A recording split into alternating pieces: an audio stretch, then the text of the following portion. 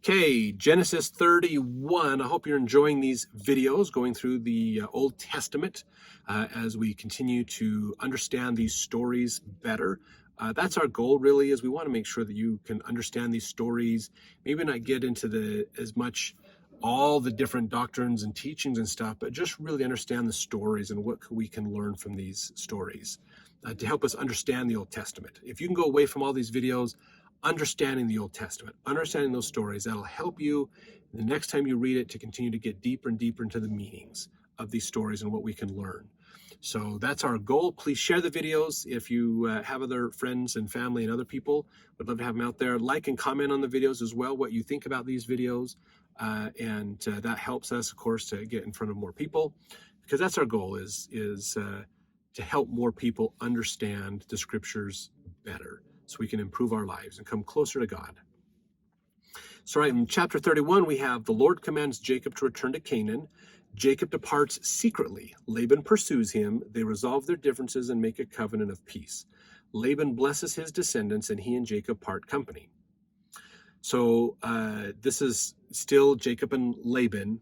That's Jacob's uncle that they're dealing with. Verse 1, and he heard the words of Laban's son, saying, Jacob hath taken away all that was our father's, and of that which was our father's hath he gotten all this glory. So Jacob's sons are a little jealous that Laban's sons, are jealous that Jacob is getting a lot of good cattle and sheep and animals of this. And he's like, this is our dad's. Why is Jacob getting all of this stuff?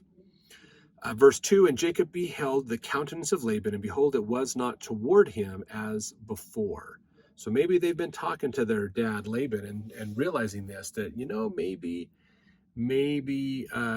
we need to change this deal. And so it sounds like Laban might be perceiving Jacob not quite as favorably as he did previously.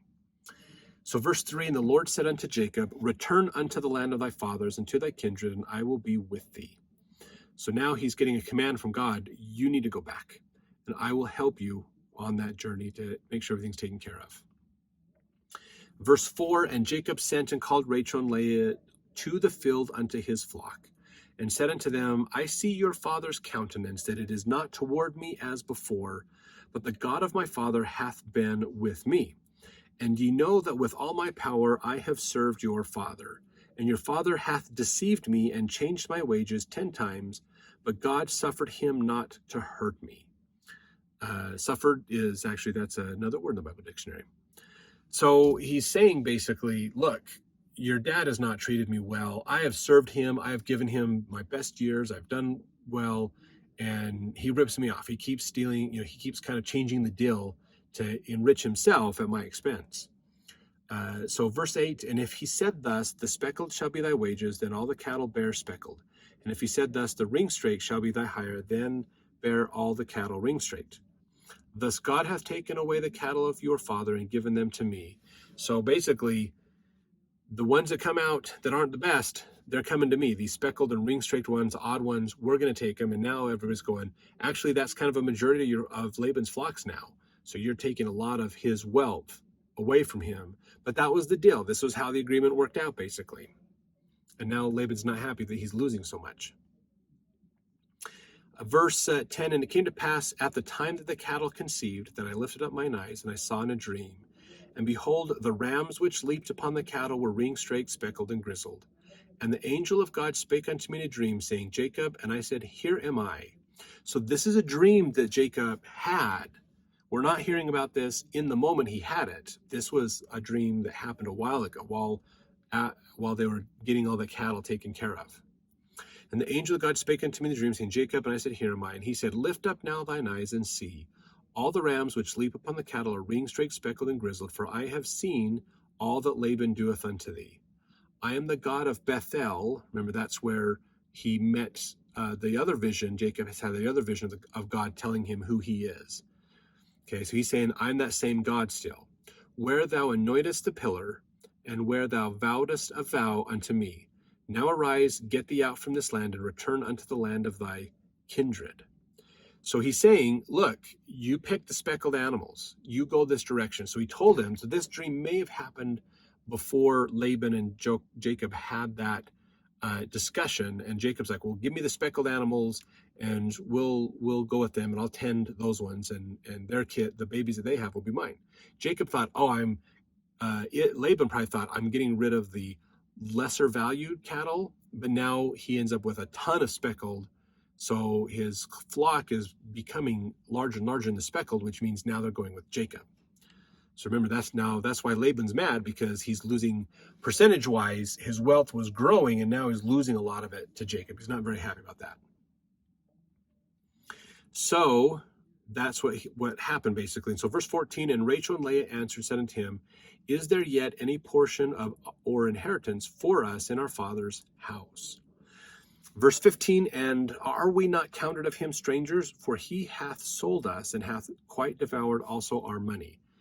For all the riches which God hath taken from our father, that is ours and our children's. Now then, whatsoever God has said unto thee, do. So they're going, realizing they don't have claim that much on what Laban has, basically. There's not an inheritance for them.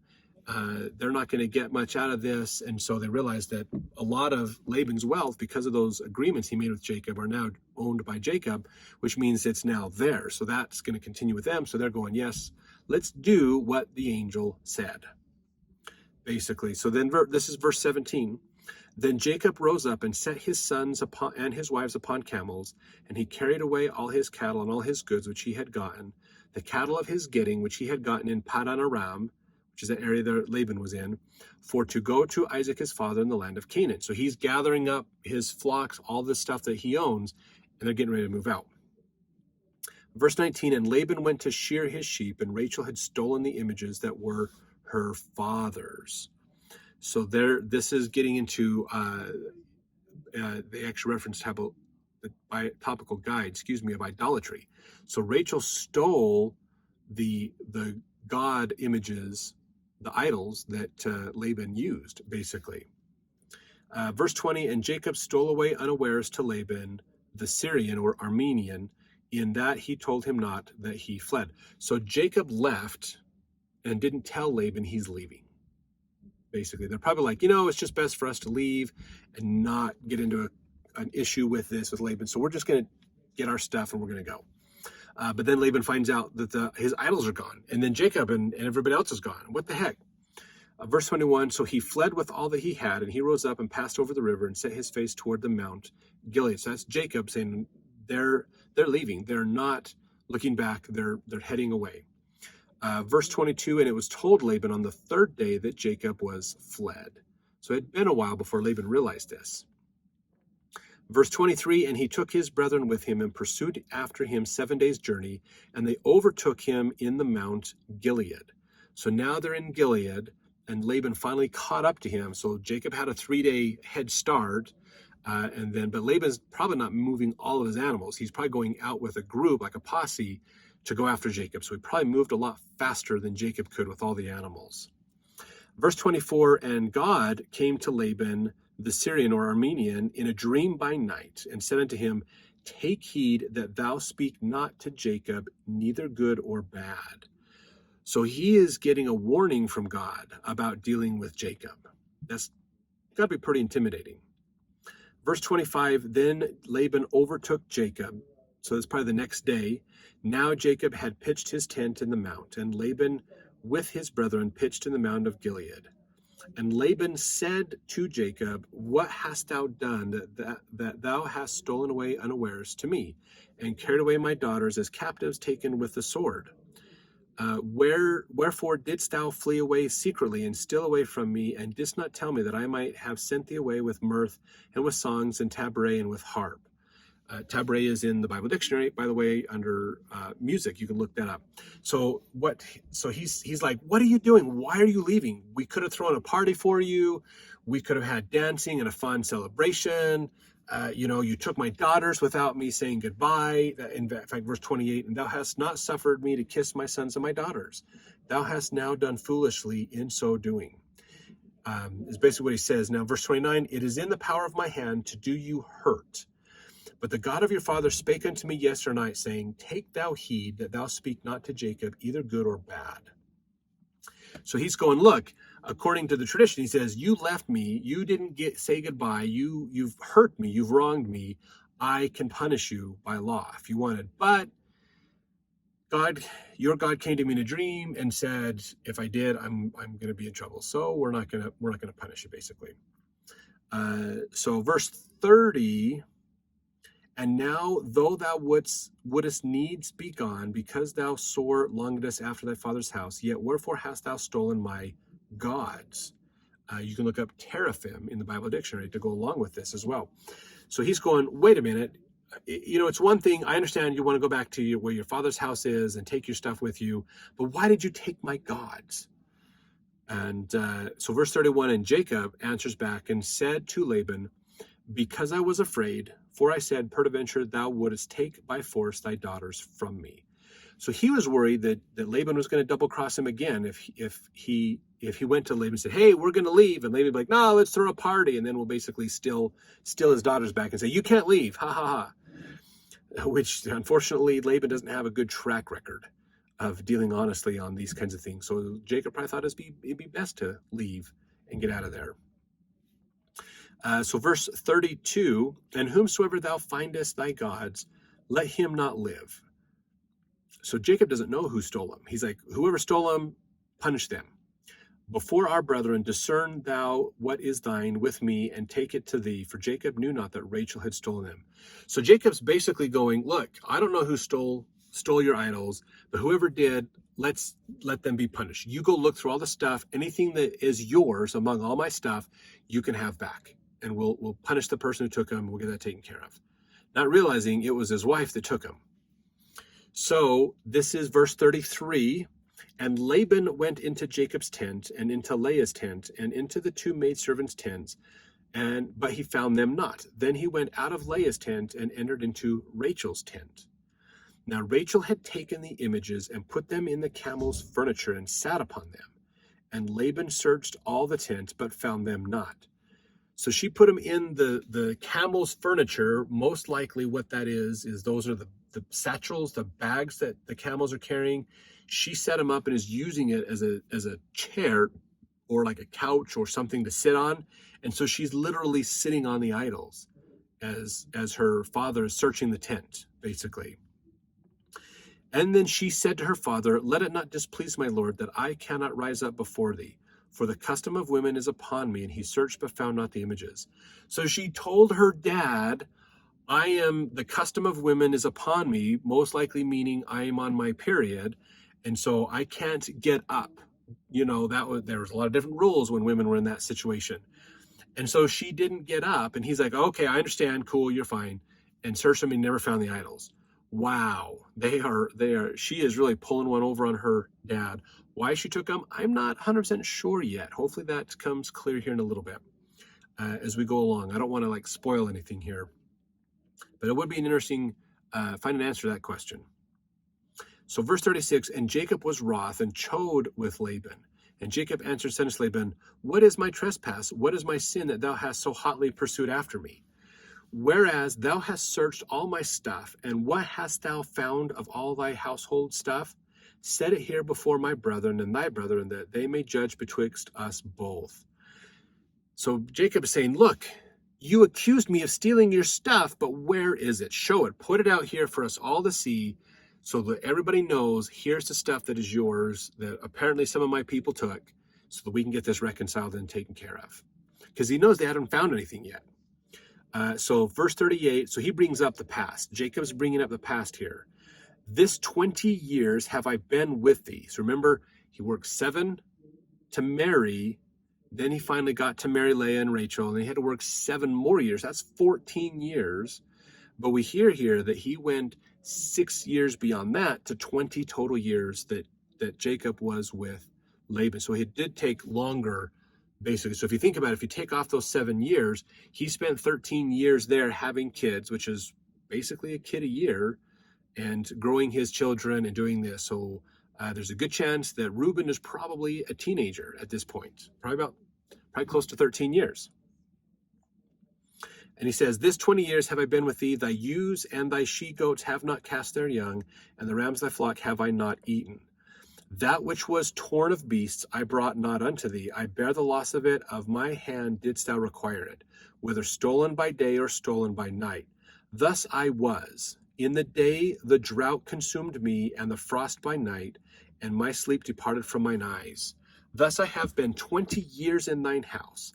I served thee 14 years for thy 2 daughters, and 6 years for thy cattle, and thou hast changed my wages 10 times. So Jacob is pulling up the past going, dude, I worked for 20 years for you. I did 14 years to marry your daughters, which wasn't in the original agreement. I basically took it upon myself to deal with whenever there was cattle or sheep lost, whenever they died, when the animals got them, when the weather got them. I dealt with the loss. You didn't. I took care of all that for you. We dealt with that. You didn't have to worry about all that stuff, basically. So verse 42, except the God of my father, the God of Abraham, and the fear of Isaac, probably meant God in there too, had been with me, surely thou hadst sent me away now empty. God has seen mine affliction and the labor of my hands, and rebuked thee yesternight. So he's going, look, if it wasn't for the fact that God has blessed my grandfather and my father and me, you would have sent me out. You would have sent me away without anything. You'd have left us with no wealth to come with us, basically. You'd have left us penniless and kept it all for yourself, basically. So verse 43. So this is Laban responding back to Jacob. And Laban answered and said unto Jacob, these daughters are my daughters. These children are my children. These cattle are my cattle. And all that thou seest is mine. What can I do this day unto these my daughters, or unto their children, which they have borne? Now therefore come thou, let us make a covenant, I and thou, and let it be for witness between me and thee. So Laban's going, reminding Jacob, basically, look, all of this is actually mine. I have given you of my substance. So he's trying to lay claim to everything, going, I helped you out. What are you talking about, Jacob? So pretty interesting argument as they're going back and forth, justifying each other. So he says, but look, let's make a covenant. Let's agree, basically, so that we can not have, let's not argue anymore. Let's agree with stuff here, basically. So now, verse 45, and Jacob took a stone and set it up for a pillar, basically. You remember that? He did that once before. And Jacob said unto his brethren, gather stones. And they took stones and made an heap. And they did eat there upon the heap. So they built up all these stones, and they used it as a place to sit and eat, basically. Verse 47, and Laban called it Jegar Sahadutha, but Jacob called it Gal-ed. Okay, now these are in Bible dictionary. You can look those words up. In fact, Hugh Nibley had an interesting thing to say about Gal-ed or Gal-ed, is the circle of the sign or token. So when they talk about setting these stones up, not necessarily maybe they piled them up in a big circle and ate upon them, used them to sit on and eat and maybe even cook upon them. And so that's where it's called Gal-ed, the circle of the sign or token. This pile of stones in this circle is a token of our promise, basically, of this covenant between each other. And then Laban said, this heap is a witness between me and thee this day. Therefore was the name of it called Gal-ed, basically. If you remember, we talked about that. Now, verse 49, and Mizpah, for he said, the Lord watch between me and thee, even when we are absent one from another. So he's putting a blessing on both of them. Hey, as we part ways, may the Lord bless us both. Verse 50, if thou shalt afflict my daughters, or if thou shalt take other wives beside my daughters, no man is with us. See, God is witness betwixt me and thee. So, and Laban said unto Jacob, behold this heap, and behold this pillar, which I have cast betwixt me and thee. This heap be witness, and this pillar be witness, that I will not pass over this heap to thee, and that thou shalt not pass over this heap and this pillar unto me for harm. So we're going to stand on opposite sides of this pillar and this heap, and we don't cross this line, basically. You're not coming back over to do harm for me. I'm not going to go do harm for you on the other side of this. This is where we literally draw the line, basically. But he says, of course, in here, if you marry other people, if you do anything bad to my daughters, I will I will come back. You break the covenant, basically. And then he says, verse 53, the God of Abraham, the God of Nahor, the God of their father, judge betwixt us. And Jacob sware by the fear of his father Isaac. Probably meant God in there, but they switched it to fear. Verse 54, then Jacob offered sacrifice upon the mount and called his brethren to eat bread. And they did eat bread and tarried all the night in the mount. And then early in the morning, Laban rose up and kissed his sons and his daughters, blessed them, and Laban departed and returned unto his place. So they reconciled themselves, and then they departed. Laban went back to his land. And so Jacob and his wives and sons and family and the entourage of people and the animals and things were left up there as well. And next chapter, we get to see more of what happens to this family as they are trekking back to Isaac and to Rebekah. So stay tuned.